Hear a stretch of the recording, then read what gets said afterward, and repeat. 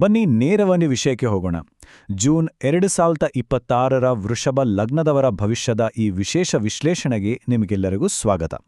ನಾವಿವತ್ತು ಮೂಲ ಮಾಹಿತಿಗಳನ್ನಿಟ್ಕೊಂಡು ಮುಂದಿನ ತಿಂಗಳು ಏನೆಲ್ಲ ಕಾದಿದೆ ಅನ್ನೋದನ್ನ ಡಿಕೋಡ್ ಮಾಡ್ತಾ ಇದ್ದೀವಿ. ವೃತ್ತಿ, ಹಣಕಾಸು, ಕುಟುಂಬ ಹೀಗೆ ಎಲ್ಲದರ ಬಗ್ಗೆಯೂ ವ್ಯವಸ್ಥಿತವಾಗಿ ನೋಡೋಣ. ಶುರು ಮಾಡೋಣ ಅಲ್ವಾ? ಈ ಜೂನ್ ತಿಂಗಳ ಪ್ರಮುಖ ಥೀಮ್ ಏನು ಗೊತ್ತಾ? ನಿಧಾನವಾದರೂ ಅತ್ಯಂತ ಸ್ಥಿರವಾದ ಪ್ರಗತಿ. ಹೌದು, ರಾತ್ರೋರಾತ್ರಿ ಮ್ಯಾಜಿಕ್ ಆಗಲ್ಲ, ಆದ್ರೆ ತಾಳ್ಮೆ ಇದ್ರೆ ಖಂಡಿತ ಯಶಸ್ಸು ಸಿಗುತ್ತೆ ಅಂತ ಮೂಲಗಳು ಸ್ಪಷ್ಟವಾಗಿ ಹೇಳ್ತಿವೆ. ಗಾಬ್ರಿಬೇಡ, ಸಮಾಧಾನದಿಂದ ಹೆಜ್ಜೆ ಇಡೋದೇ ಈ ತಿಂಗಳ ಸಕ್ಸಸ್ ಮಂತ್ರ. ಇವತ್ತಿನ ಈ ವಿಶ್ಲೇಷಣೆಯಲ್ಲಿ ನಾವು 5 ಪ್ರಮುಖ ಅಂಶಗಳನ್ನ ಕವರ್ ಮಾಡ್ತೀವಿ. ಪ್ರಮುಖ ಗಮನ: ಉದ್ಯೋಗ, ಹಣಕಾಸು, ಕೌಟುಂಬಿಕ ಜೀವನ, ಆರೋಗ್ಯ ಮತ್ತು ವಿದ್ಯಾರ್ಥಿ ಭವಿಷ್ಯ, ಹಾಗೂ ಕೊನೆಯದಾಗಿ ಶುಭ ದಿನಗಳು ಮತ್ತು ಪರಿಹಾರಗಳು. ಮೊದಲನೇ ವಿಭಾಗಕ್ಕೆ ಹೋಗೋಣ. ಪ್ರಮುಖ ಭವಿಷ್ಯದ ಗಮನ ಅಂದ್ರೆ ಸ್ಥಿರತೆಯ ನಿರ್ಮಾಣ ಹೇಗಾಗುತ್ತೆ ಅಂತ ನೋಡೋಣ. ನೋಡಿ, ಮೂಲ ಮಾಹಿತಿಗಳ ಪ್ರಕಾರ ವೃಷಭ ಲಗ್ನದವರು ಮುಖ್ಯವಾಗಿ 3 ಕಡೆ ಫೋಕಸ್ ಮಾಡಬೇಕು: ಹಣಕಾಸು, ಕುಟುಂಬ ಮತ್ತೆ ಕೆಲ್ಸ. ಇಲ್ಲಿ ಇನ್ನೊಂದು ಇಂಟ್ರೆಸ್ಟಿಂಗ್ ವಿಚಾರ ಏನಂದ್ರೆ, ಈ ಜೂನಲ್ಲಿ ನೀವು ತಗೊಳ್ಳೋ ಪ್ರತಿಯೊಂದು ನಿರ್ಧಾರನೂ ಕೇವಲ ಈ ತಿಂಗಳಿಗಷ್ಟೇ ಅಲ್ಲ, ಮುಂದಿನ ಅನೇಕ ತಿಂಗಳುಗಳವರೆಗೂ ಇಂಪ್ಯಾಕ್ಟ್ ಮಾಡುತ್ತೆ. ಸೊ ಸ್ವಲ್ಪ ಯೋಚನೆ ಮಾಡಿನೇ ಹೆಜ್ಜೆ ಇಡಬೇಕು ಅಲ್ವಾ? ಸರಿ, ಈಗ ಎರಡನೇ ವಿಭಾಗ: ಉದ್ಯೋಗ, ವ್ಯಾಪಾರ ಮತ್ತು ಹಣಕಾಸಿನ ವಿಚಾರದಲ್ಲಿ ವೃತ್ತಿಪರ ದೃಷ್ಟಿಕೋನ ಹೇಗಿದೆ ಅಂತ ಚೆಕ್ ಮಾಡೋಣ. ಉದ್ಯೋಗದಲ್ಲಿರೋರಿಗೆ ಗುಡ್ ನ್ಯೂಸ್. ನಿಮ್ಮ ಹಾರ್ಡ್ ವರ್ಕ್ಗೆ ತಕ್ಕ ಪ್ರತಿಫಲ ಖಂಡಿತ ಸಿಗತ್ತೆ. ಹೊಸ ಜವಾಬ್ದಾರಿಗಳು ಬರ್ಬೋದು. ಅದರಲ್ಲೂ ಸರ್ಕಾರಿ, ಬ್ಯಾಂಕಿಂಗ್, ಫಿನಾನ್ಸ್ ಅಥವಾ ಮ್ಯಾನೇಜ್ಮೆಂಟ್ ಫೀಲ್ಡಲ್ಲಿರೋರಿಗಂತೂ ಭರ್ಜರಿ ಅವಕಾಶಗಳಿವೆ.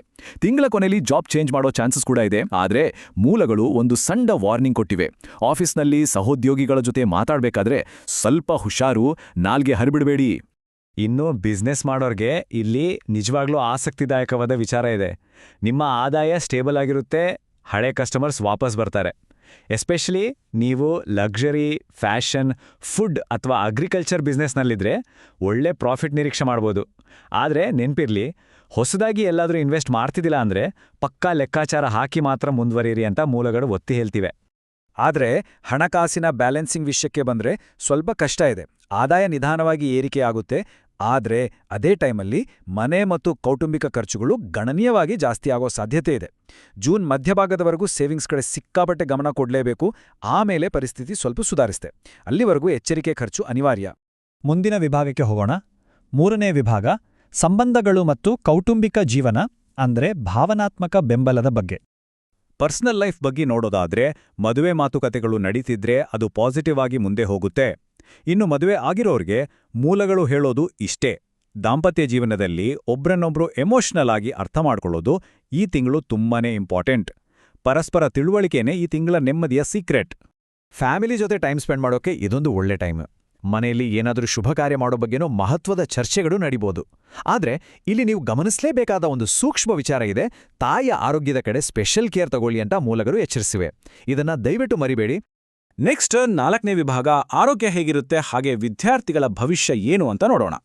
ಹೆಲ್ತ್ ವಿಚಾರದಲ್ಲಿ ಸ್ವಲ್ಪ ಕೇರ್ಫುಲ್ ಆಗಿರಬೇಕು. ಕುತ್ತಿಗೆ, ಗಂಟ್ಲು ಮತ್ತೆ ಡೈಜೆಷನ್ ಅಂದ್ರೆ ಜೀರ್ಣಕ್ರಿಯೆ ಸಮಸ್ಯೆಗಳು ಬರೋ ಚಾನ್ಸಸ್ ಇದೆ.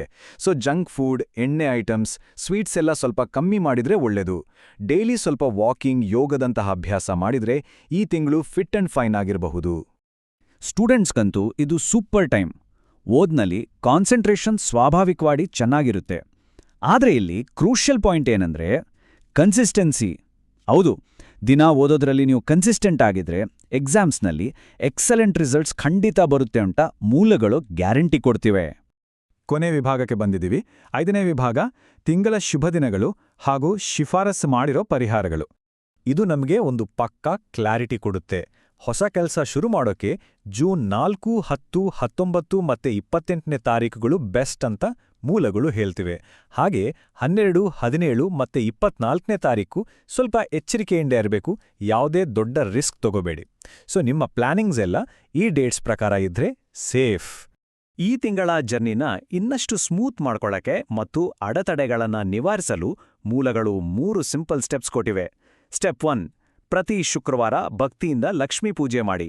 ಸ್ಟೆಪ್ 2: ಅವರು ಹೇಳಿರೋ ನಿರ್ದಿಷ್ಟ ಮಂತ್ರ ಜಪಿಸಿ. ಸ್ಟೆಪ್ 3: ಅಗತ್ಯವಿರುವವರಿಗೆ ಬಿಳಿ ಬಟ್ಟೆ ಅಥವಾ ಅಕ್ಕಿ ದಾನ ಮಾಡಿ. ಇಷ್ಟೇ ನೋಡಿ, ಸಿಂಪಲ್ ಅಲ್ವಾ? ಆ ನಿರ್ದಿಷ್ಟ ಮಂತ್ರ ಯಾವುದು ಅಂತೀರಾ? ಅದೇ ಓಂ ಶುಕ್ರಾಯ ನಮಃ. ಹೌದು, ಈ ಮಂತ್ರಕ್ಕೆ ಬಹಳ ಪವರ್ ಇದೆ. ಇದನ್ನ ಡೈಲಿ ಅಥವಾ ಅಟ್ಲೀಸ್ಟ್ ಶುಕ್ರವಾರದಂದು ಜಪಿಸಿದ್ರೆ ಪಾಸಿಟಿವ್ ಎನರ್ಜಿ ಜಾಸ್ತಿ ಆಗುತ್ತೆ ಅಂತ ಮೂಲಗಳು ಬಲವಾಗಿ ಶಿಫಾರಸು ಮಾಡ್ತಿವೆ. ಇದು ಆಂತರಿಕ ಶಕ್ತಿ ಕೊಡೋ ಸರಳ ಸಾಧನ. ಕೊನೆಯದಾಗಿ ಈ ಪ್ರಶ್ನೆ, ಜೂನ್ ತಿಂಗಳಲ್ಲಿ ಹೇಳಿರೋ ಆ ಸ್ಥಿರವಾದ ಬೆಳವಣಿಗೆನ ಅನ್ಲಾಕ್ ಮಾಡೋಕೆ ನಾವು ತಾಳ್ಮೆ ಮತ್ತೆ ಹಣಕಾಸಿನ ಎಚ್ಚರಿಕೆಯನ್ನು ಪಾಲಿಸ್ತೀವಾ? ಈ ಇಡೀ ವಿಶ್ಲೇಷಣೆಯ ಸಾರಾಂಶನೇ ಅದು. ಈ 2 ಅಸ್ತ್ರಗಳನ್ನು ಸರಿಯಾಗಿ ಬಳಸಿದ್ರೆ ಖಂಡಿತ ಒಳ್ಳೆ ಫಲ ನಿರೀಕ್ಷಿಸ್ಬೋದು. ಈ ಮಾಹಿತಿ ಮುಂದಿನ ದಿನಗಳನ್ನು ಪ್ಲಾನ್ ಮಾಡೋಕೆ ಹೆಲ್ಪ್ ಆಗತ್ತೆ ಅಂತ ಅನ್ಕೊಂಡಿದ್ದೀನಿ. ಇದರ ಬಗ್ಗೆ ನೀವೇ ಯೋಚನೆ ಮಾಡಿ. ಮುಂದಿನ ವಿಶ್ಲೇಷಣೆಯಲ್ಲಿ ಮತ್ತೆ ಸಿಗೋಣ. ನಮಸ್ಕಾರ.